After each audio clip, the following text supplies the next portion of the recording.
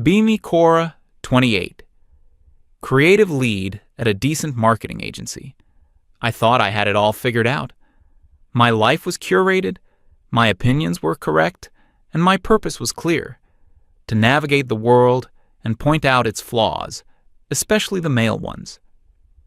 My boyfriend was Reese. He owned a small business, making custom furniture by hand. He was quiet, patient, and good with his hands. A bit simple, maybe. I saw him as a project, a good man who just needed his ingrained patriarchal notions gently corrected by a loving, enlightened partner. My job was my battlefield. The creative department was a mix of men and women, but the men, of course, carried that unconscious bias. My main challenge was Donovan. He was the senior designer, technically brilliant, but he had this energy, that confident, assertive male energy that just takes up all the space in a room. I made it my mission to manage that energy. A few months ago, maybe late spring, we landed a huge client, a beverage company looking for a total rebrand. This was my chance to shine, to lead a major campaign from the ground up. We were all in the main conference room for the initial brainstorming session. The air was buzzing. People were excited. I laid out the brief, setting the tone. I talked about inclusivity, breaking norms, moving beyond the traditional male gaze in advertising. Donovan was sketching furiously on his tablet. When I opened the floor for ideas, his hand shot up first. He stood up, connected his tablet to the main screen, and launched into a pitch. It was objectively good. Bold visuals, a strong tagline, a very clever interactive component. You could see the excitement ripple through the junior staff. He was passionate, articulate, and completely commanding the room. And that's when I felt it, that familiar prickle of annoyance. He wasn't collaborating, he was dominating. When he finished, there was a moment of impressed silence. I let it hang in the air for a second before I spoke.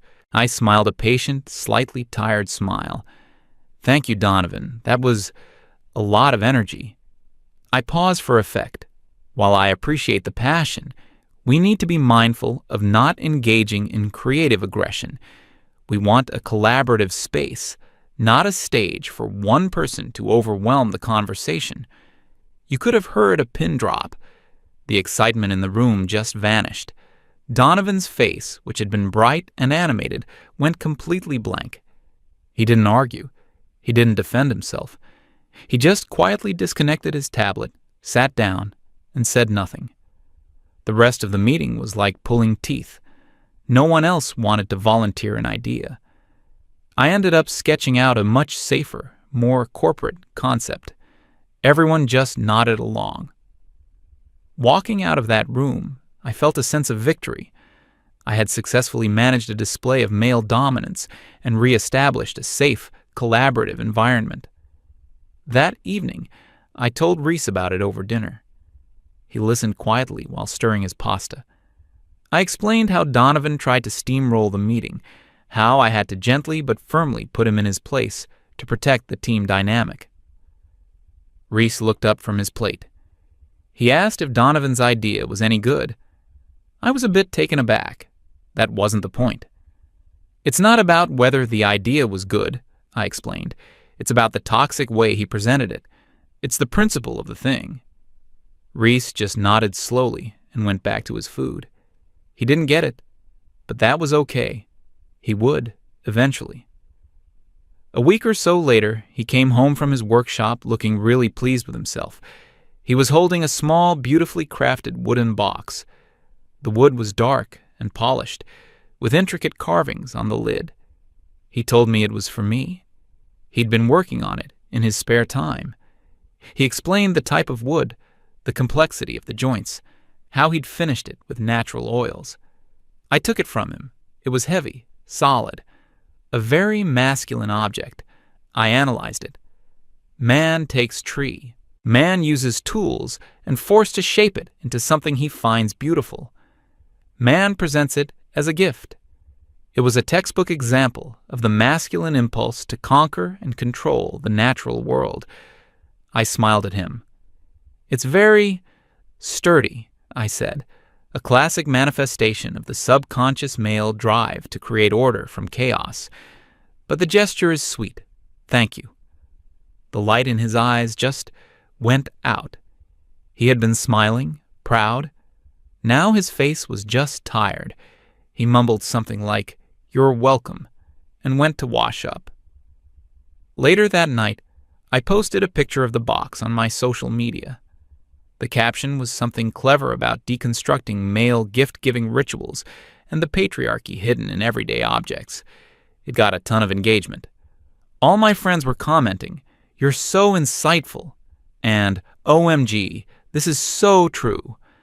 I felt seen, validated. The final straw with Reese happened on a random weeknight.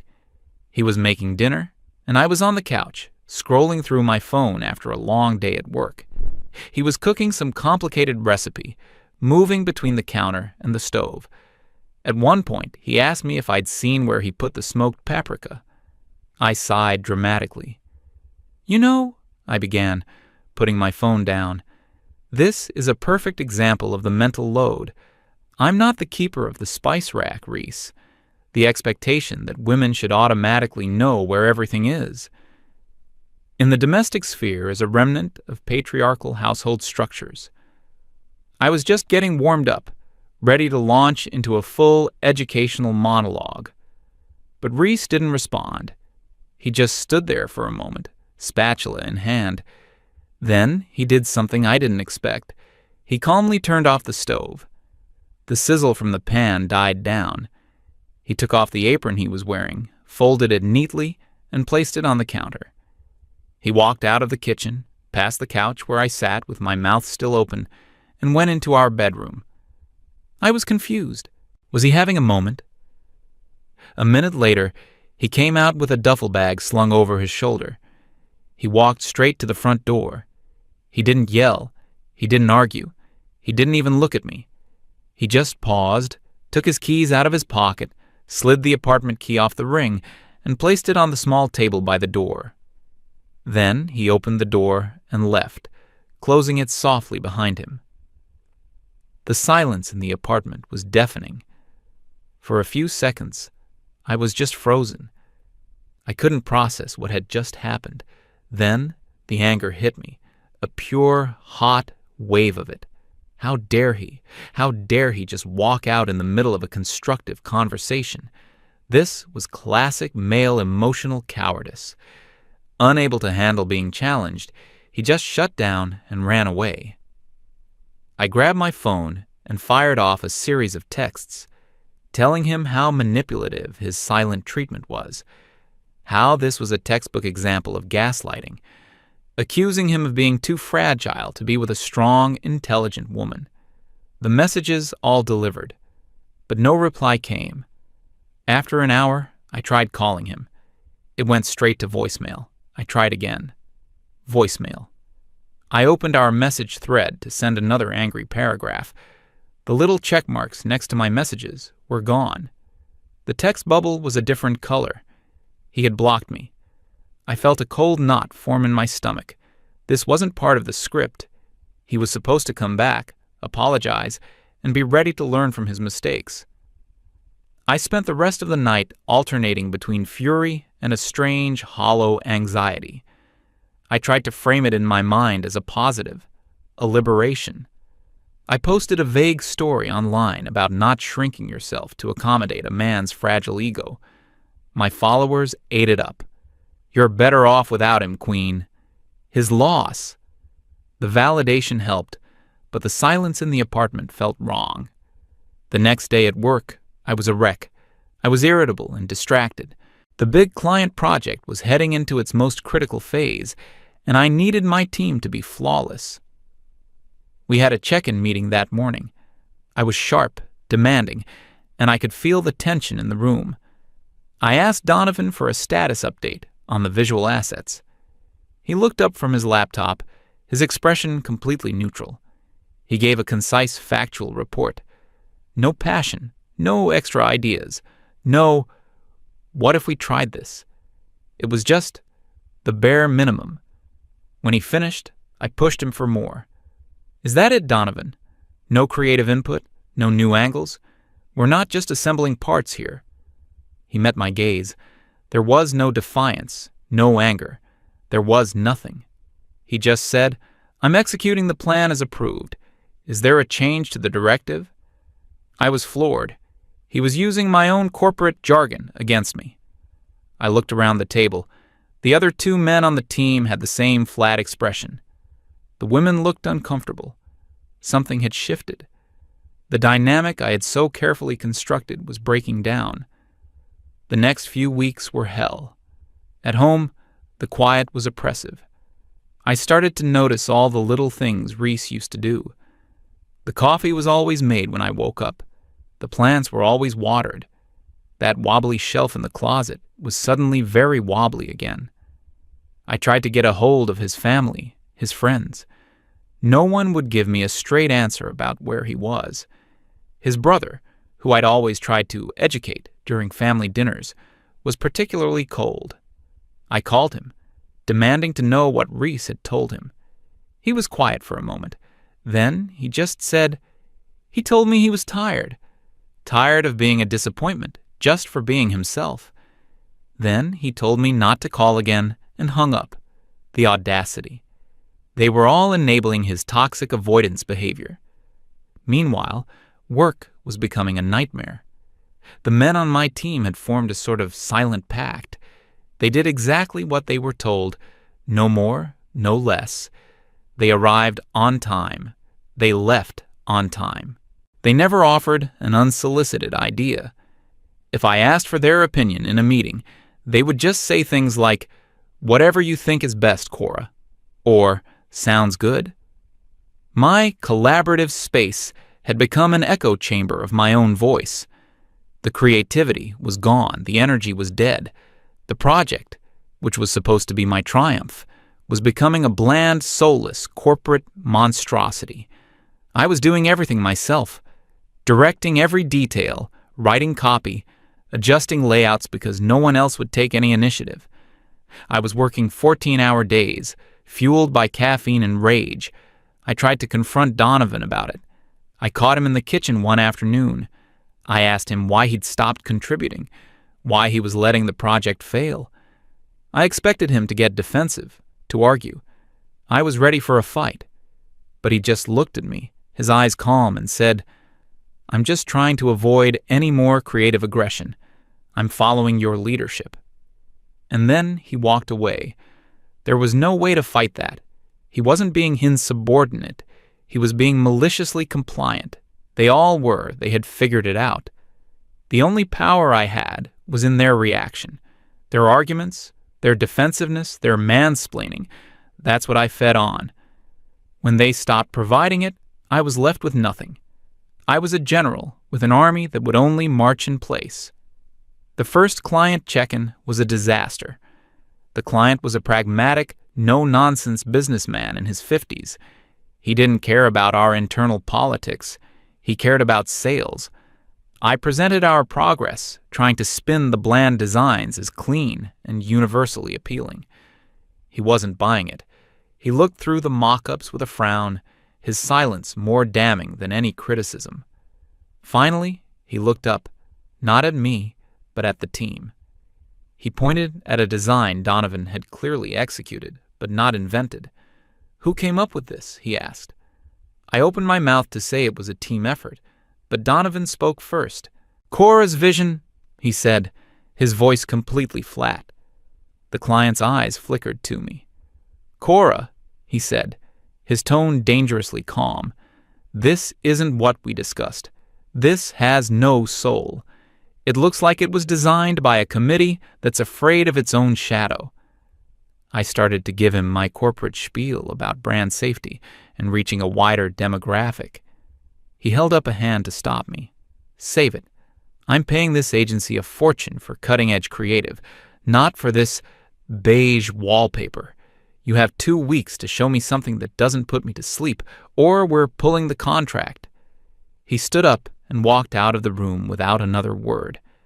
The silence he left behind was thick with failure. My failure. Everyone was looking at me, not with sympathy, but with a kind of detached curiosity, like watching a car crash in slow motion. That night, I went home to the empty apartment, and for the first time, I didn't feel angry. I just felt scared.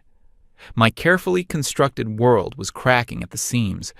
The men in my life had discovered a new weapon against me: silence. They just stopped listening. And I was starting to realize that without their attention, their arguments, their reactions, I didn't know who I was. I needed a distraction, something to make me feel powerful and desirable again. I decided to go to the gym.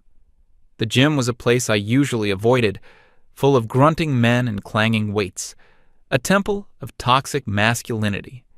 But it was also where Zane worked. Zane was a personal trainer, the stereotypical handsome, muscular guy, the kind of man I'd built my entire ideology against, the kind of man I wrote scathing social media posts about, decrying the patriarchal beauty standards he represented, and the kind of man I secretly found incredibly attractive. It was a hypocrisy I never admitted, even to myself. I put on my best workout clothes and went. The gym was busy. I saw Zane across the room, training a client. He was laughing, effortlessly charming. I started a workout routine on some machines nearby, making sure I was in his line of sight. I thought maybe a little harmless flirting would be a good ego boost, a reminder that I still had power. After a while, his client finished and left. This was my chance. I walked over, pretending to be interested in a machine near him. I made eye contact and smiled. "Busy night," I said, trying to sound casual. He gave me a brief, polite nod, a flicker of recognition, but nothing more. "It is," he said, and then immediately turned his attention to wiping down his equipment. He wasn't being rude. He was just indifferent. I was just another person in the gym. I stood there for a moment, feeling incredibly foolish. He finished his task, grabbed his water bottle, and walked right past me to talk to someone else without a second glance. I was invisible. The man who embodied everything I claimed to hate didn't even register my existence. The rejection, as subtle as it was, felt like a physical blow. I left the gym feeling smaller and more alone than ever before. The validation I was seeking wasn't there. No one was listening. No one was reacting. No one was even looking. The 2-week deadline at work was approaching like a freight train. My desperation grew. I tried everything to get my team to engage. I tried being the cool boss, bringing in donuts and talking about our lives outside of work. They ate the donuts and gave me one-word answers. I tried being the tyrant, setting impossible deadlines and demanding perfection. They just worked silently and delivered exactly what I asked for, no more. The project was still dead on arrival, a monument to my failed leadership. The day of the final presentation, I felt sick to my stomach. I knew what was coming. We all gathered in the conference room. The client and my boss were there. I went through the motions, presenting the barely improved designs. The client sat through it with a stony expression. When I was done, he didn't even comment on the work. He just looked at my boss and said, "We're done here. I'll have my legal team contact you about terminating the contract." Then he stood up and left. My boss, a man who usually never showed emotion, looked at me with pure, unadulterated disappointment. "Cora," he said, his voice quiet but heavy. "My office. Now." I walked behind my boss to his office. The walk down the hall felt a mile long. Every head in the open plan office turned to watch us. No one was even pretending to work. He closed the door behind us. The silence in his office was heavy. He sat down behind his big desk and just looked at me for what felt like an eternity. He wasn't angry. He was just tired. "This was our biggest client, Cora," he started, his voice flat, Losing them is a massive blow. I opened my mouth to make excuses, to blame the team, to blame the client's lack of vision, but the words wouldn't come out. I had nothing left. He seemed to know it. I've been getting complaints, he continued, unofficial ones. People are afraid to speak up, but the message is clear. The morale in your department is at an all-time low. The creative spark is gone. He gestured vaguely towards the main office. Donovan came to me last week, not to complain, but to resign. My heart sank. Donovan was the backbone of the team. I talked him into staying, my boss said, at least for now. He told me he couldn't work in the environment you've created anymore. He said it was creatively hostile. He used my own words. He must have known. Cora, you're talented, he said, and for a moment I felt a flicker of hope. But your leadership style, it's destructive. You've alienated your best people. You've turned a team of innovators into a group of drones. He leaned forward, folding his hands on the desk. I can't afford to lose the rest of the team, so I have to let you go. The words hit me, but they felt distant, like they were happening to someone else, getting fired. It was something that happened to incompetent people, to failures, not to me. I was a leader. I was right. He explained the severance package, the logistics of returning my company property. I just nodded, unable to speak.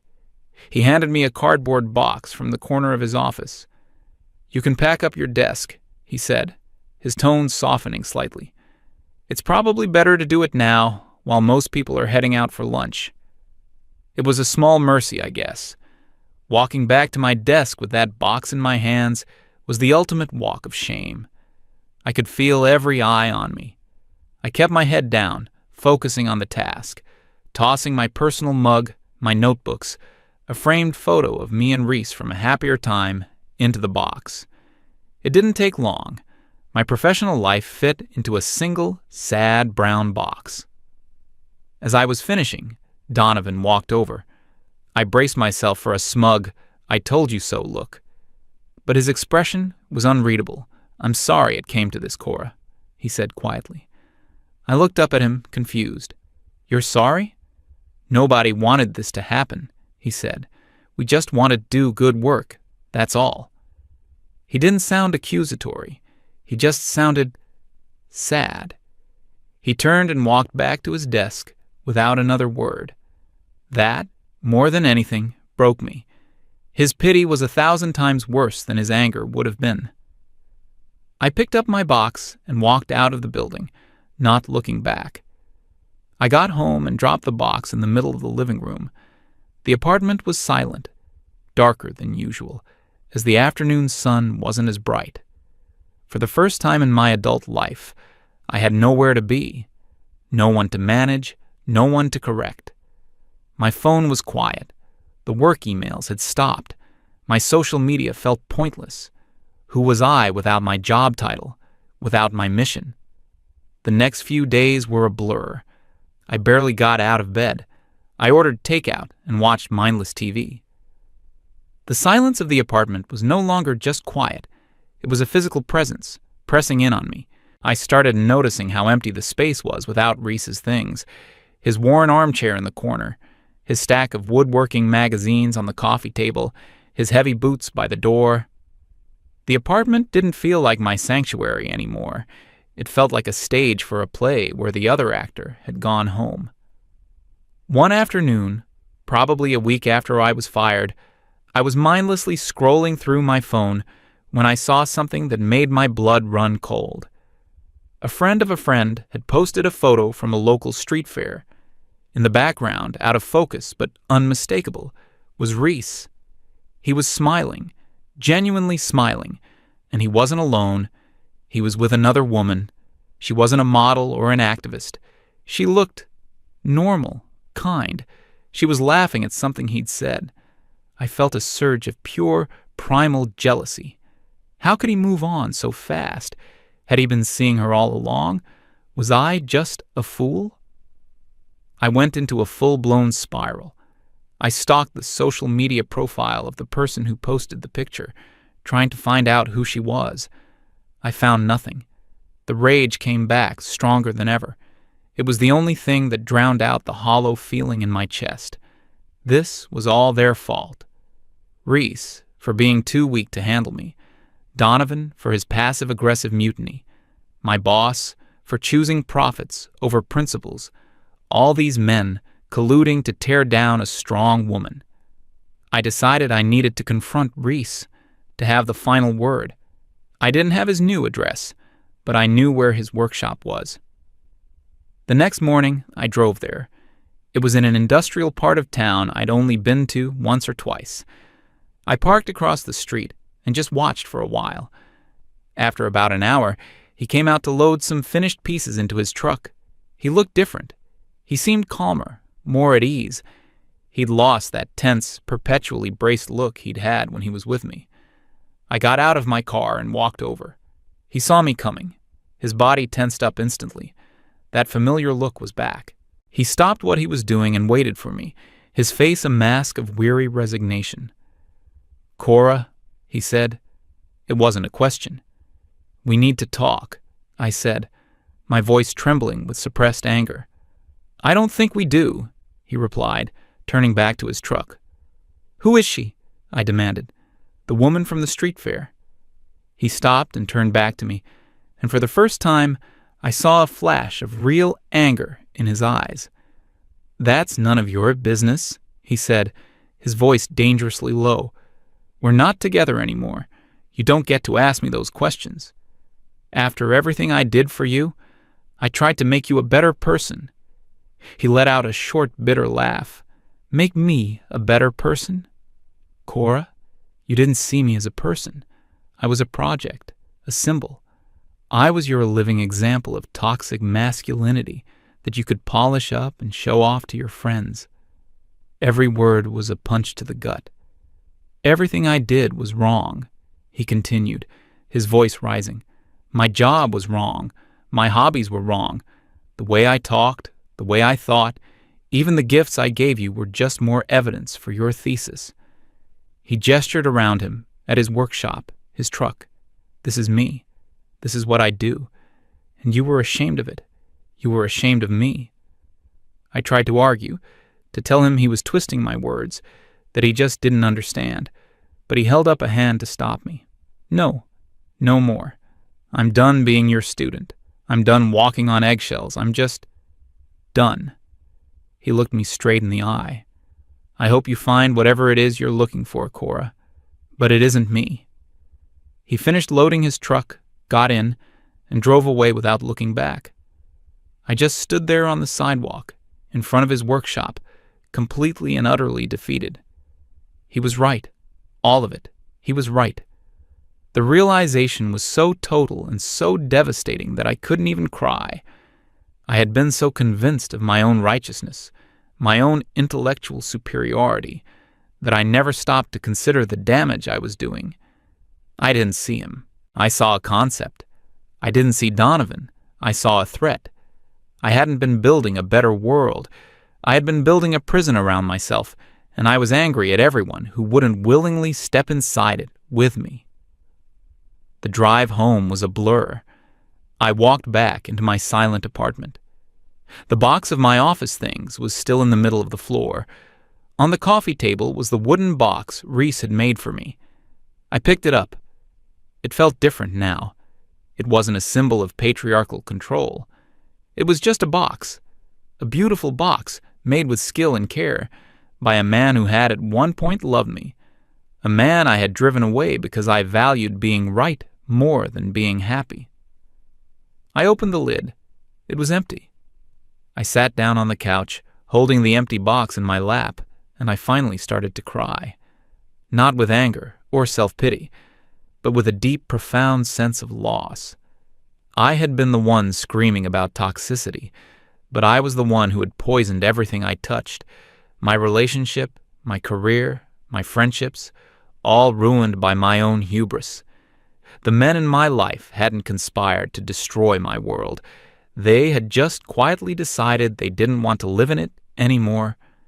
They stopped listening, and in the deafening silence that followed, the only voice left to hear was my own. And I finally didn't like what it was saying. I don't know what happens next. I don't have a job. My savings won't last forever. I deactivated my social media accounts. There was nothing I wanted to say, and no one I wanted to impress. My world didn't just fall apart. I learned that it was never really there to begin with. It was a stage set, and when the actors walked off, there was nothing left but me, alone in the spotlight, with no lines to say. Maybe this is what rock bottom feels like. It's quiet, and it's lonely. And for the first time, I have no one to blame but myself. Be me, 40, Executive Director of Nonprofit Organization in Portland, Oregon. Salary $95,000. Small for a director, but nonprofit budgets are tight. Organization is called Women Forward Alliance. We advocate for women's issues. Focus on economic empowerment, leadership development, mentorship programs. Annual budget is $2.8 million, mix of grants, donations, and program fees. Been running this org for 4 years. Built it from $800,000 budget to almost $3 million. Staff of 12, all women. Intentionally, we're creating women-centered space. Board of directors is 9 people, 7 women, 2 men, progressive activists mostly. They meet quarterly, rubber stamp my decisions, trust my leadership. I have complete operational control, budget authority, program decisions. Board chair is Susan, 58, retired social worker, nice but hands-off. She believes in empowering leadership, which means she doesn't question me. Perfect. I have the freedom to really make impact, to do things my way. Organization does good work, real programs that help women. Mentorship program matches 200 women with career mentors annually. Small business grants, $5,000 to $10,000 to women entrepreneurs. Leadership training, workshops on negotiation, confidence, networking. This is meaningful work. This is what I got into nonprofit sector for. But the funding is frustrating, constantly chasing grants, writing proposals. Foundation grants have so many restrictions, so much reporting. Funds must be used for direct services only. Administrative costs cannot exceed 15% of grant total. Please provide quarterly reports with specific metrics. It's exhausting. I'm spending 40% of my time on grant compliance. Well, I should be focused on vision, on growth, on transformation. Year 3, I start getting creative with the budget, stretching definitions. We receive $400,000 grant from major foundation for leadership development. Grant says funds should be used for training programs and participant support. I interpret that broadly, very broadly. Decide to host a women's leadership empowerment retreat. Weekend getaway at luxury resort in Sedona, Arizona. 30 participants, all women from our programs, plus staff. Cost is $45,000 total. Includes rooms, meals, spa services, workshops. Spa services aren't traditionally leadership development, but I justify it as self-care is essential for women's leadership. We can't pour from an empty cup. Women need to recharge. Book the retreat. It's amazing, 5-star resort, incredible views. We do some workshops, vision boarding, goal setting, empowerment circles. But honestly, it's mostly spa treatments, wine by the pool, relaxation. Post photos on Instagram, investing in our leaders' well-being. Participants love it. They're grateful. They feel valued and empowered. I feel good about it. This is what women's empowerment should look like. Foundation never questions it. They see photos. They see happy participants. They approve the grant report. Ask us to apply for renewal. This works. I could do more of this. This is the model. Year 4, I expand the retreat program significantly. Secures $600,000 in grants specifically for leadership development programs. Plan 4 retreats throughout the year, each one more luxurious. Napa Valley Wine Country, $52,000 for 25 participants. Big Sur Coastal Resort, $48,000 for 30 participants. Asheville Mountain Spa, $43,000 for 28 participants. Miami Beach Wellness Retreat, $55,000 for 35 participants. Total retreat spending, $198,000 out of the $600,000 leadership grant. That's 33% of the grant on what are essentially vacations. But I'm not calling them vacations, I'm calling them intensive leadership immersions. Transformative empowerment experiences and holistic development retreats. The language sounds professional, sounds like legitimate programming. Each retreat has some workshops, some speakers, some structured content. Maybe 6 hours of actual programming across a 3-day weekend. Rest is spa treatments, pool time, wine tastings, gourmet meals. Participants love it. They rave about it. Best experience of their lives. This retreat changed my perspective on what's possible for me. I feel so empowered and ready to lead after this experience. I'm taking photos, posting on social media, using it for marketing. Women Forward Alliance invests in holistic leadership development. Donors see it, they want to be part of it. They increase their giving. Our budget grows to $3.2 million. I give myself a raise to $115,000. Justify it as competitive compensation for executive leadership. Board approves it. They're thrilled with the organization's growth. But I'm also getting personally comfortable with this lifestyle. I attend every retreat as facilitator and director, meaning I get the same luxury accommodations, same spa treatments, same gourmet meals, same wine, same everything. Charge it all to the organization. It's a legitimate business expense. I'm the director. I need to be present at our programs. It's my job. Start expanding my interpretation of business expenses even further. Need new wardrobe for speaking engagements. That's professional development. $8,000 at Nordstrom. Charge to executive presence and representation. Need better laptop and tech for remote work. That's operational necessity. $4,000 at Apple Store for new MacBook, iPad, AirPods, all business.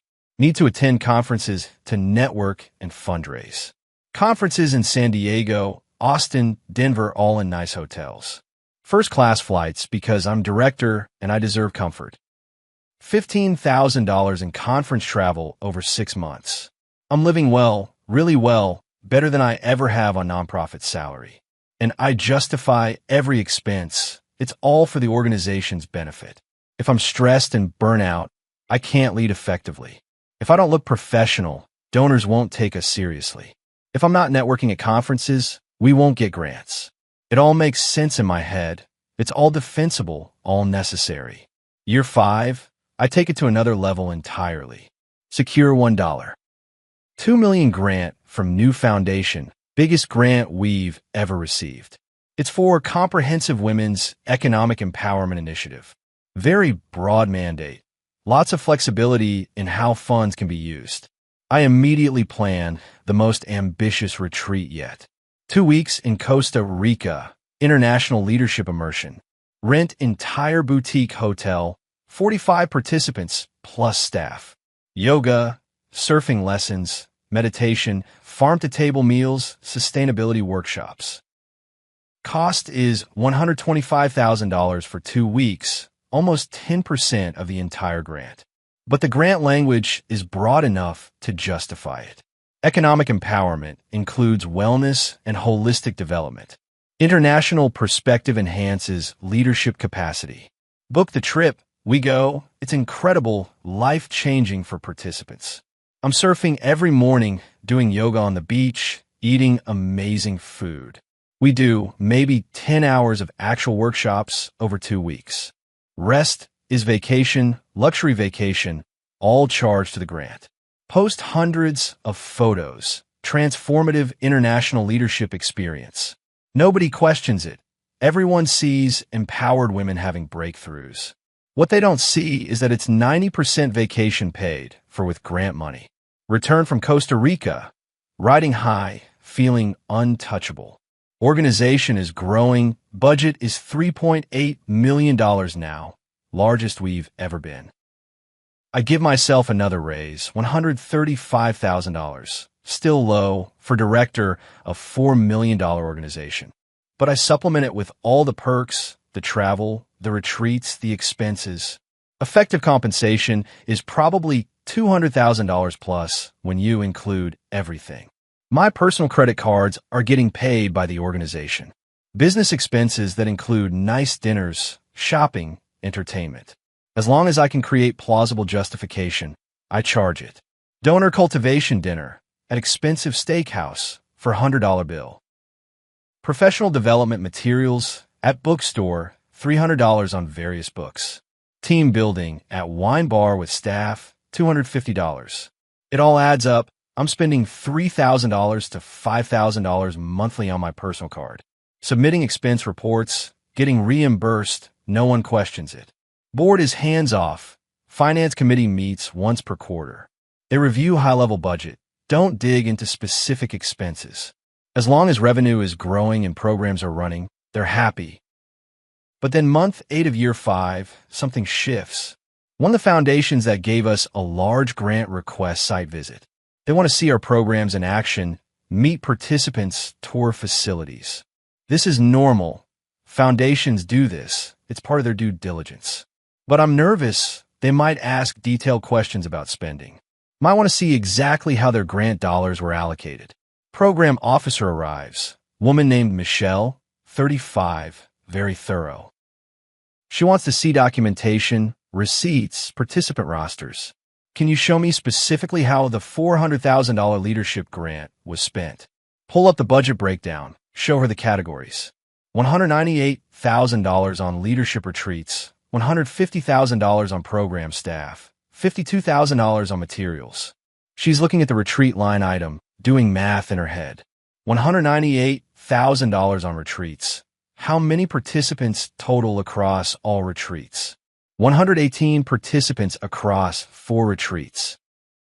She's writing notes. That's $1,677 per participant per retreat. What does that include? Where were these retreats held?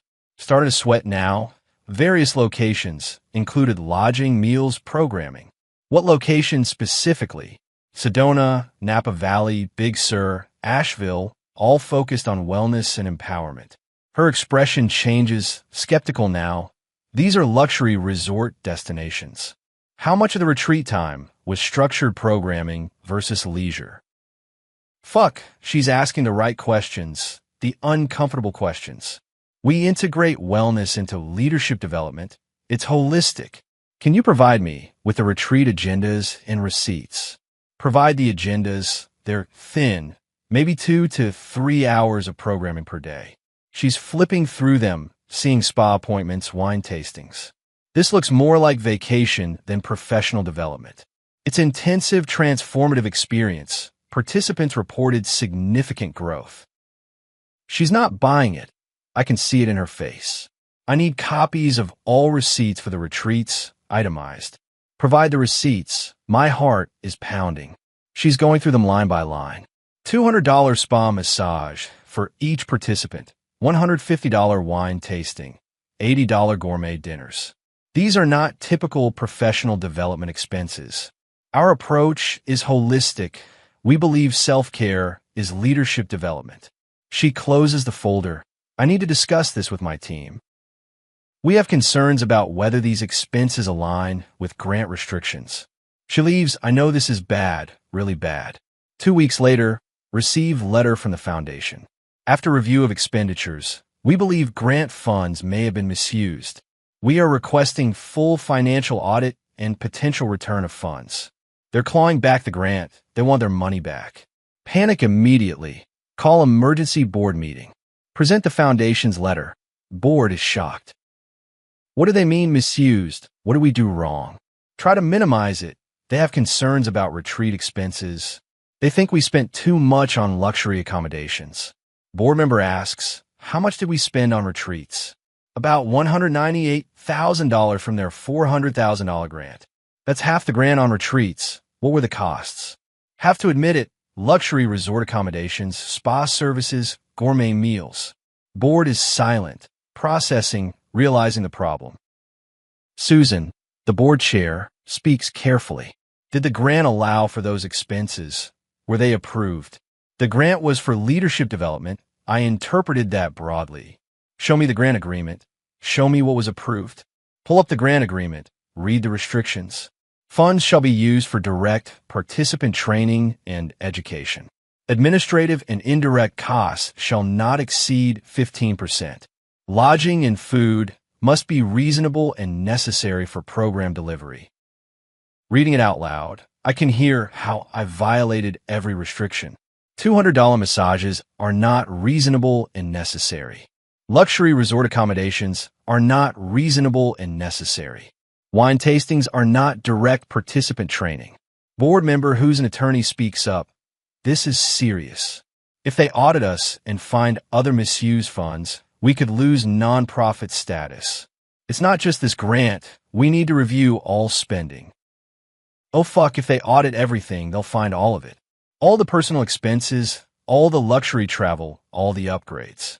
Emergency audit is ordered. Board hires external forensic accountant.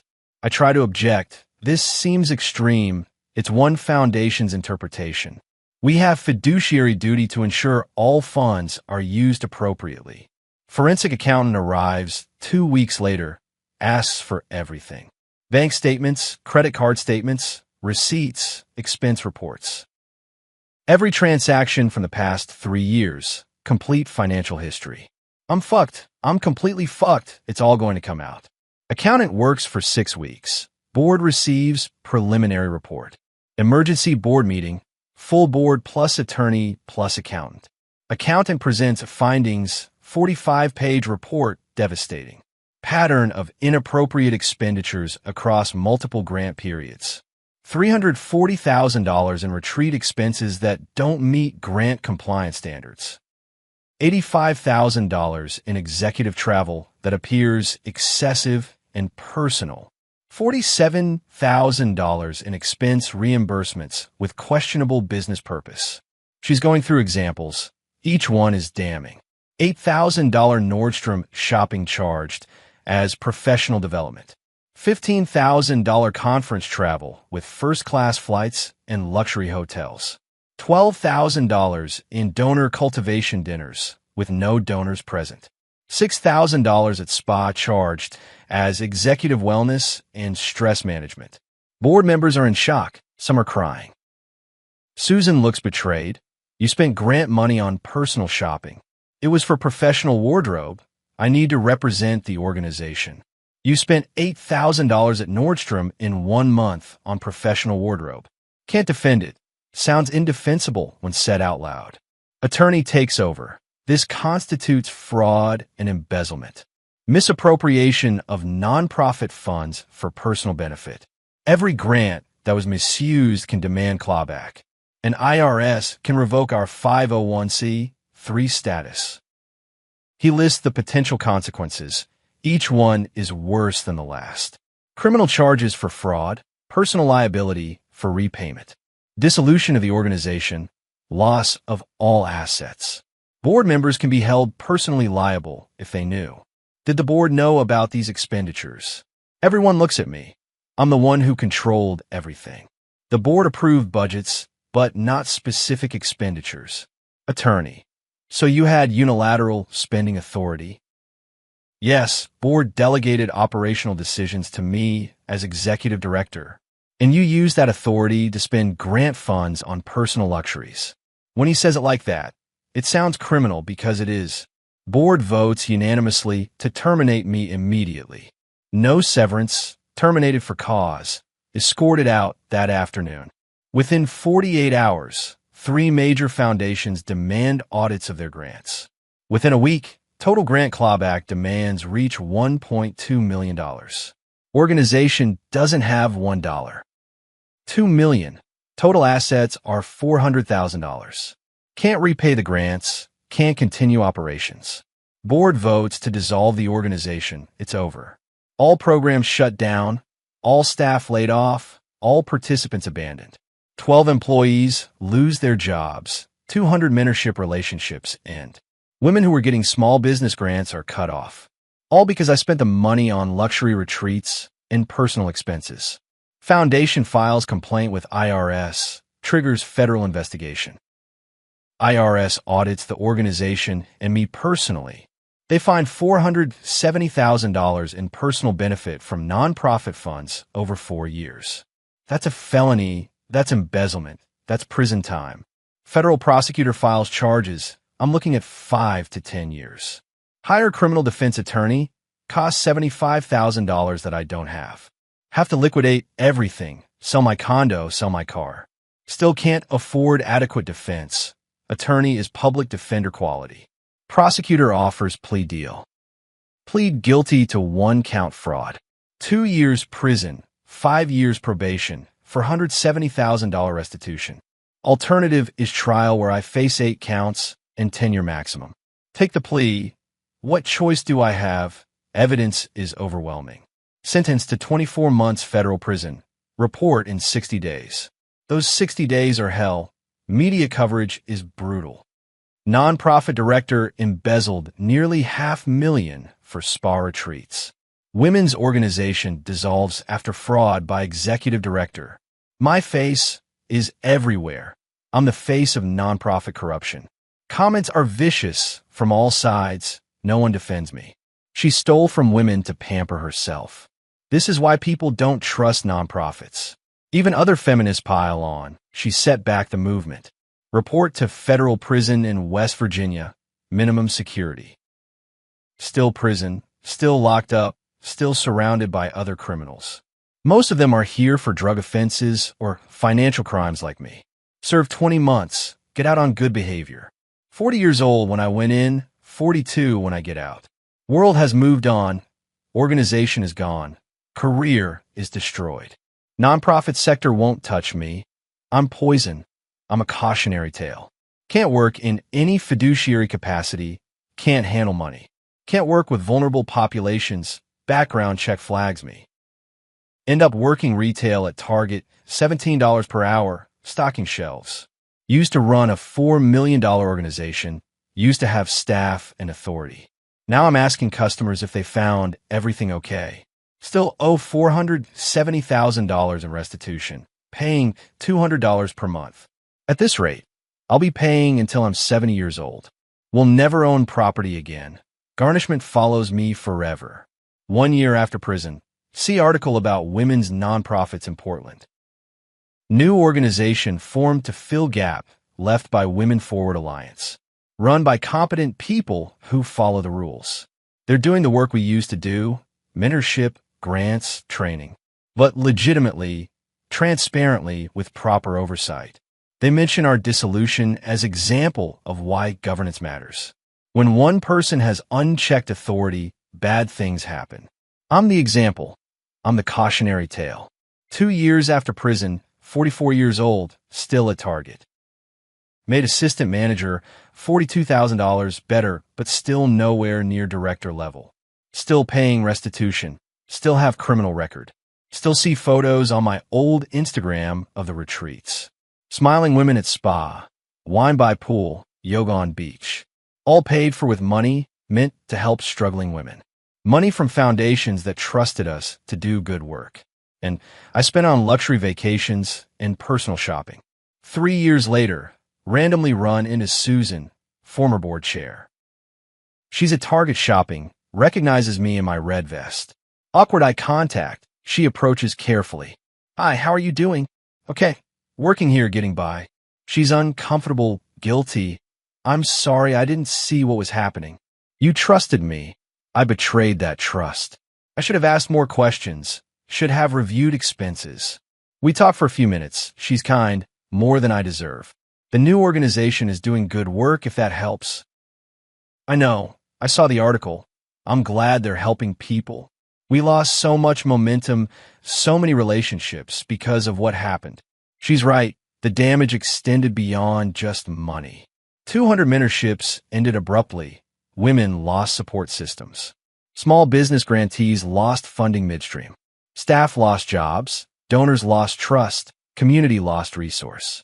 All because I couldn't resist the luxury, couldn't stay within bounds. She leaves, I go back to stocking shelves. Think about the Costa Rica retreat, 2 weeks of paradise. Surfing every morning, yoga on the beach, gourmet meals. all paid for with grant money meant for economic empowerment. Irony is thick. I was economically empowering myself, while pretending it was for the participants. They benefited, sure, they had great experiences, but $125,000 for 2 weeks? That's $2,777 per participant. Could have run job training for 60 women for a year with that money. Could have given 12 women $10,000 small business grants. Could have done actual economic empowerment instead of luxury vacation. But I chose the retreat, chose the spa, chose the indulgence, and justified it with language about holistic development, about self-care and empowerment and transformation, when really it was just stealing dressed up in nonprofit jargon. 4 years after prison, 46 years old, still at Target, still paying restitution, still have 20-plus years of payments left. Still Google myself, sometimes, articles are still there. Feminist nonprofit director sentenced for embezzlement. $470,000 in fraud. How one director destroyed women's organization. That's my legacy. That's what I'm known for. Not for the good work we did before, not for the women we helped, just for the fraud, the retreats, the embezzlement. For stealing from women while claiming to empower them. That's the ultimate betrayal, the deepest hypocrisy. And I did it, I chose it, I justified it every step. Now I'm here, 46, stocking shelves, paying restitution. Former nonprofit director who destroyed an organization, who stole nearly $500,000 for spa retreats, who went to prison and lost everything, because I thought I deserved luxury, because I thought I could justify anything, because I thought grant restrictions didn't apply to me. And I was wrong, catastrophically wrong. Wrong in a way that ended an organization. Wrong in a way that hurt hundreds of women. Wrong in a way that landed me in prison. And wrong in a way that destroyed my life. That's what I think about. Every day at Target, scanning items. Former executive director turned retail worker, who learned that grant fraud has consequences. That embezzlement is still embezzlement. Even when you call it empowerment. Even when you justify it with wellness. Even when participants enjoy the experience. It's still fraud. And fraud sends you to prison and ruins your life.